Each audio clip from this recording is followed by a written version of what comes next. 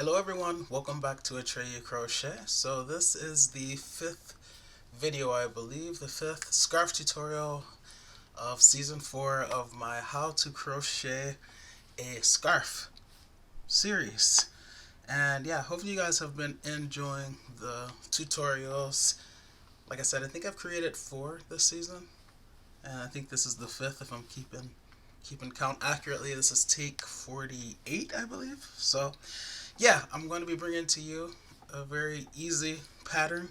This pattern will utilize a very short stitch, so it may take a little bit longer to create, but the end result will be beautiful. And as always, coupled with the perfect colorway, you know, your projects just get taken to that whole other level.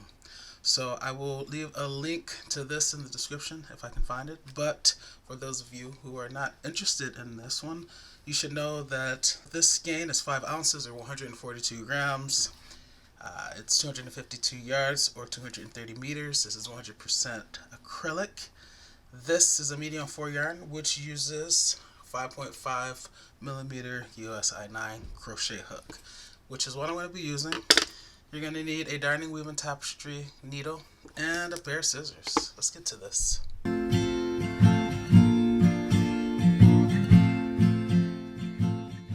So this pattern will call for a multiple of 4 plus 2.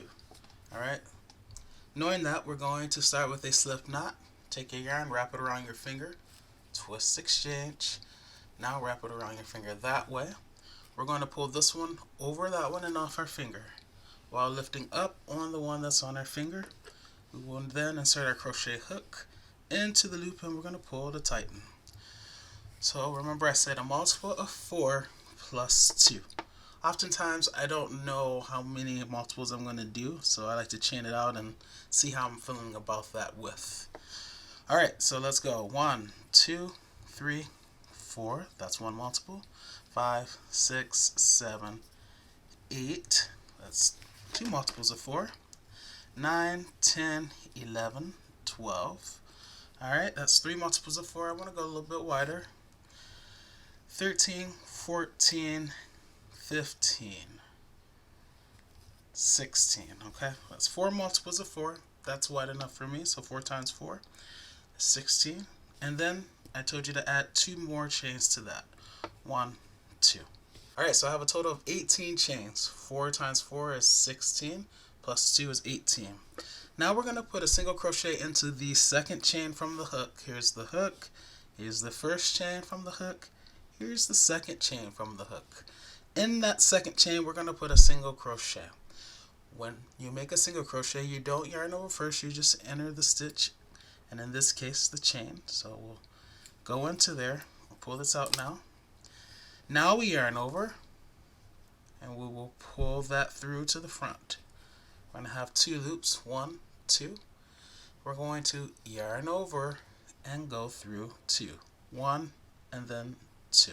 Alright, so we have our single crochet. We're going to now chain 3. So 1, 2, 3.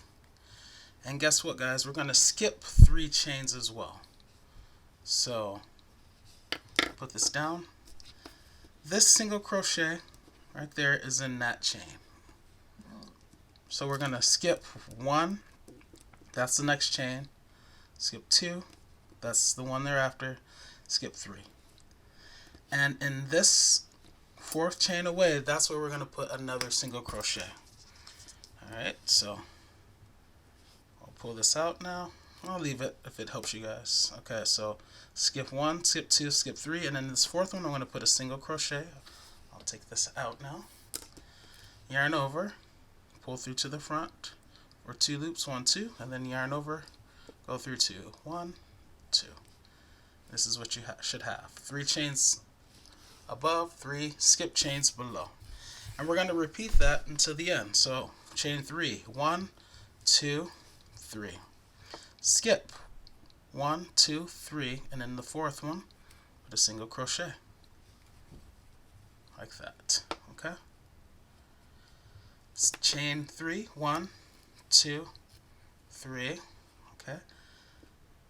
this right there is the next chain, so I'm going to skip 1, 2, 3, and then the fourth one, I'm going to put a single crochet. Okay.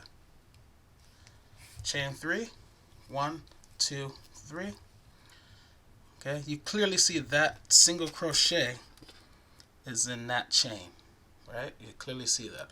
So that means this is the next chain. So skip 1, skip 2, skip 3, and in this fourth and final chain, that's where we're going to put the single crochet.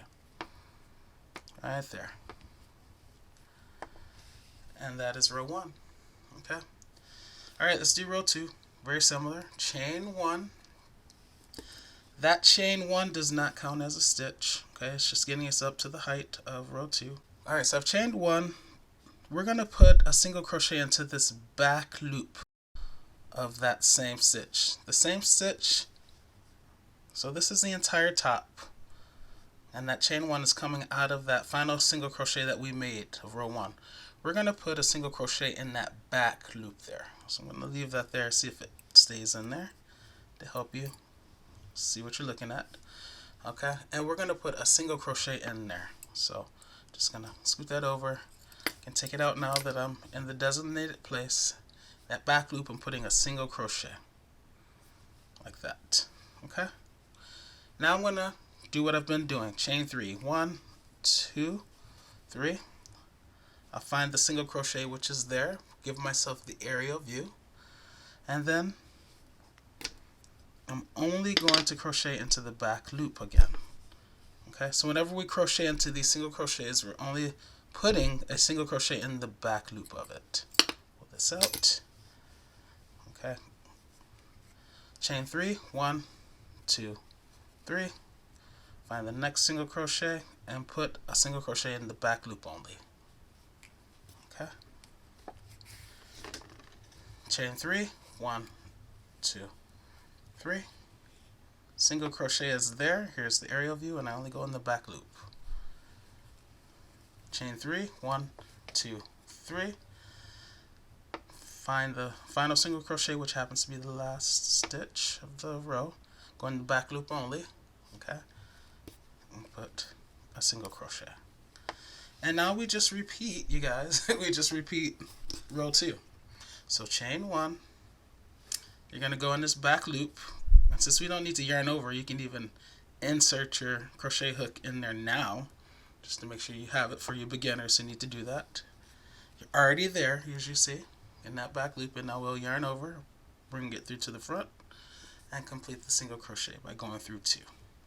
Chain 3, 1, 2, 3.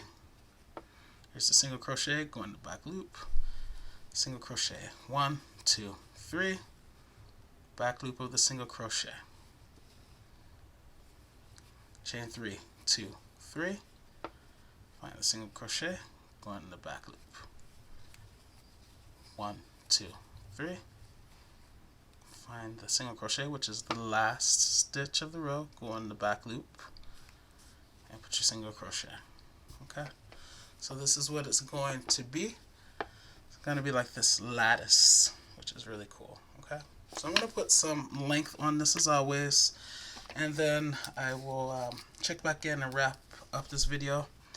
You can make yours a little bit wider. I kind of like this length, but this is about 4.5 inches wide, which is a little bit less than 11.5 centimeters. Okay, so feel free to make yours wider. Remember, it's the multiple of 4, and then add 2 more chains. Alright, I'll check back in a little bit later. Have fun. Alright, I have gotten some length on this. I'm going to stop at this point, but it is currently 70 inches long, which is approximately 193 centimeters. It's pretty narrow, so if you are going to make this scarf, you definitely, probably, unless you want it to just be kind of like to act as an accessory to what you're wearing, but if you want it to actually like serve, you know, the typical purpose of a scarf, then you might want to make it a little bit wider. My creative juices are flowing, and I really want to put a border on this, especially since I have like this much left. So I have, you know, a lot of yarn left in this skein. But I've decided that's beyond the scope of this video. Just I want to deliver a very simple, easy pattern, and what a textured pattern it is. It's very stretchy, and I think this would make a wonderful throw or baby blanket as well. You know, the babies could, like, I think they would enjoy just grabbing onto this, and it's very soft and like stretchy. Okay. All right, so to finish this off, you will just chain one. Let me zoom in. So you'll just chain one, cut your yarn, and fasten off like normal. And don't forget to weave in the tail at the beginning. Okay, so I've chained one. I'm going to cut my yarn, leave enough tail to yarn your darning weaving tapestry needle, and then fasten off. Now we will grab that darning weaving tapestry needle,